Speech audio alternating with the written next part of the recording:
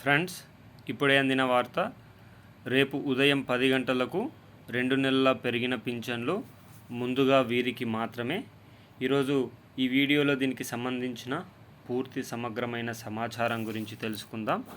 ఎవరైనా మొట్టమొదటిసారిగా మన ఛానల్ని చూస్తున్నట్లయితే చూసిన వెంటనే లైక్ చేయండి, షేర్ చేయండి. అదేవిధంగా మీకు ఉన్న సందేహాలను కామెంట్ రూపంలో వ్యక్తీకరించండి. అదేవిధంగా సబ్స్క్రైబ్ చేసుకొని బెల్ ఐకాన్ ఆన్లో పెట్టండి.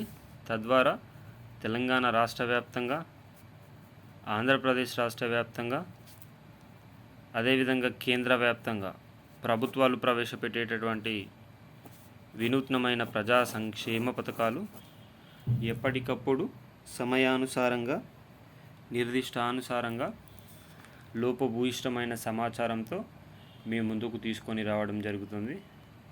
తద్వారా ప్రతి ఒక్కరు కూడా ఈ ప్రజా సంక్షేమ పథకంలో భాగమయ్యే అవకాశం, ఆవశ్యకత లేకపోలేదు. ఇక ఆలస్యం చేయకుండా వీడియోలోని వివరాల్లోకి అయితే వెళ్ళిపోదాం. తెలంగాణ రాష్ట్ర వ్యాప్తంగా ఇప్పటికే రైతు బంధు, రైతు భరోసా, దళిత బంధు, కళ్యాణలక్ష్మి, అదేవిధంగా ఇందిరమ్మ ఇల్లులు, రుణమాఫీ,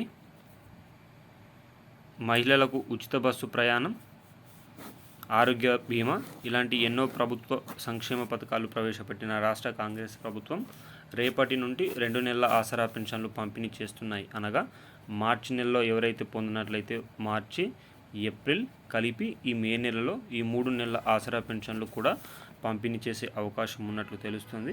జిల్లాలకు అనుగుణంగా, జిల్లాల పరిస్థితికి అనుగుణంగా రేపటి నుండి ప్రారంభమయ్యే అవకాశం అయితే ఉంది. మీకు వీడియో నచ్చితే సబ్స్క్రైబ్ చేయండి.